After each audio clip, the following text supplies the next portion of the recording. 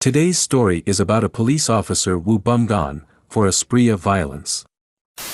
On April 26, 1982, he carried out a series of horrifying acts in several small villages within Gyeongsang Province, South Korea. Tragically, his actions resulted in the deaths of 62 individuals and injuries to approximately 35 others. During that period, his violent outburst marked one of the most devastating single-perpetrator mass shootings in modern history until 2011. During the afternoon of April 26, 1982, Wu came home during the daytime to take a nap before his evening shift. Wu engaged in a dispute with his live-in girlfriend, Chun, triggered when she woke him up by swatting a fly on his chest. This incident left Wu furious, prompting him to exit the residence and head to the police station.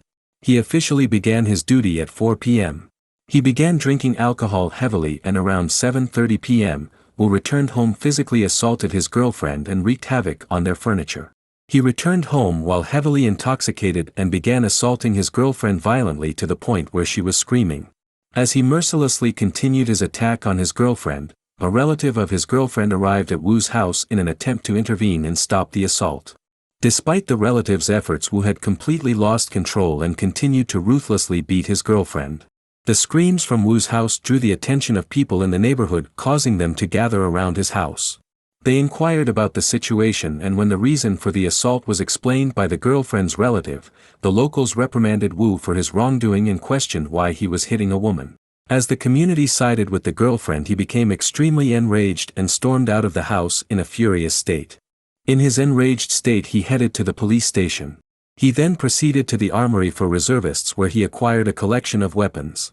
The arsenal included 2 M2 carbines, 2 handguns, over 180 rounds of ammunition and 7 hand grenades. Inside the station were 2 other police officers, but they didn't see Wu, and the rest of the officers were resting in other places. Armed, Wu left the police station and coincidentally encountered a passerby in his 20s near the station, whom he shot. This first victim had no prior connection to Wu. He then proceeded to shoot at people shopping at the local traditional market. Afterward, he made his way to the nearby post office. During that time in 1982, in order to make a telephone call, you would have to speak with an operator who would connect you to the other party. There were only 2 telephone operators working at the post office back then. Wu shot both of them and also shot 1 postal worker. As a result, all telephones in Tokak-ri, Uriang County, stopped working. Because of this, people in the village couldn't make emergency calls to the police. Some experts claimed that Wu's actions, particularly shooting the telephone operators, indicated that this was not just an impulsive act but rather a planned event. However, villagers testified that Wu had been infatuated with one of the female telephone operators who died and had confessed his feelings to her. When she rejected him, he held a grudge against her. He even went to her house and shot her entire family. Not only her parents and younger sister but also her relatives were killed by Wu. Wu, after shooting people in Tokak-ri, headed towards Apgak-ri, where his girlfriend was. His girlfriend had sought refuge in a neighbor's house after being assaulted by him. He went to that neighbor's house and shot his girlfriend and 5 members of the neighbor's family. As a result, a total of 6 people were killed in Apgak-ri. This happened just an hour after he had acquired the weapons. One villager claimed that Wu's intent was to shoot his girlfriend who lived with him and the telephone operator he liked, along with their families.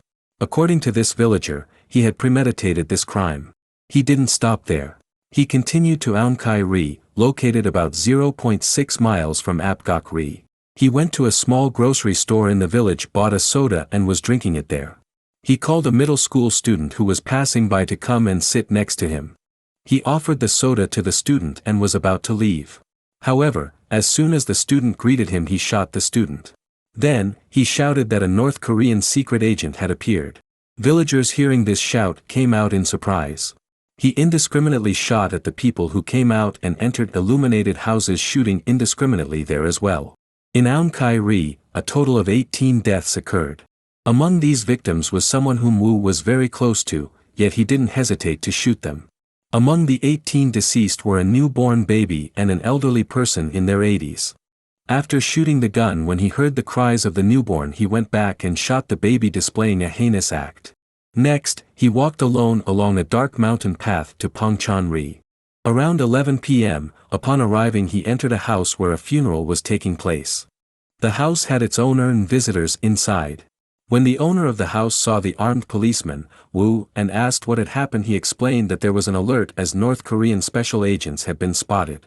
The owner of the house invited Woo into the house for dinner, during which he complained about his small salary and his transfer to the small village. The owner and visitors believed Woo's claim that North Korean special agents had invaded the village. However, one of the visitors questioned if the gun Woo had was real and expressed doubt. Woo was upset to him and eventually began shooting at the guests. He killed 12 people in the house and a further 8 in the streets, thus leaving a total of 24 people dead in Pongchon-ri.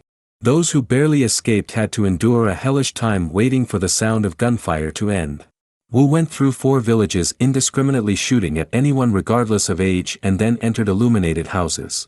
Meanwhile, the telephone operator whom Woo liked in Tokak-ri barely survived and managed to check the telephone lines.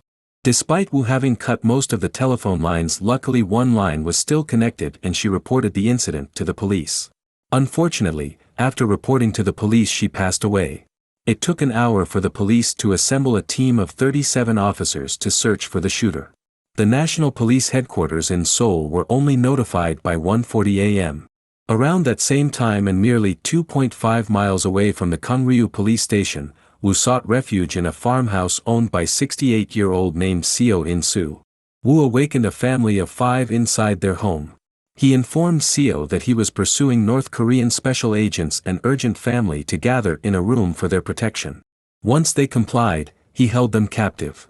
2 hours later, the police finally caught up with him. As law enforcement closed in, Woo affixed 2 grenades to his chest and detonated them, resulting in death of him and the hostages. On the day of the incident, there was a village meeting, so residents were gathered in various places, and police officers were also present to attend the meeting. As a result, many houses had their lights on past 10 p.m., and the police officers had left the police station to participate in the village meeting. The police station was unusually empty. Thus, Woo could easily take numerous weapons from the arsenal. The chief of Kongryu police station, who had received the report about this incident, wasted time in fear after hearing the news from the villagers that Woo had stolen a weapon and was engaging in a shootout. They, fearing they might suddenly be shot on the dark rural road, stayed hidden at the entrance of the village and under the bridge. This incident resulted in the deaths of 62 residents and left 35 injured. While Woo was armed and on the move, a taxi driver went around to different houses urgently informing people to turn off their lights quickly, as in "please turn off the lights now or you'll all die." Following the taxi driver's advice, the houses that turned off their lights managed to avoid disaster. Unfortunately, the taxi driver was eventually killed by Woo and found dead. Those who couldn't turn off their lights in time were shot inside the houses that were still illuminated. People couldn't comprehend why Woo committed such a horrendous act. Woo was born in 1955 in Pusan, Gyeongsang Province. When he was a high school student, he lacked interest in studying and often skipped school. Due to his malicious nature, his friends distanced themselves from him. When he became a senior in high school, his father passed away and the family's financial situation worsened. He always believed that people were ignoring him and would get angry over trivial matters. After graduating high school, he enlisted in the Marine Corps. When he served in the Republic of Korea Marine Corps, he was recognized as a skilled marksman until his discharge in 1978. Being skilled in shooting, he later became a police officer.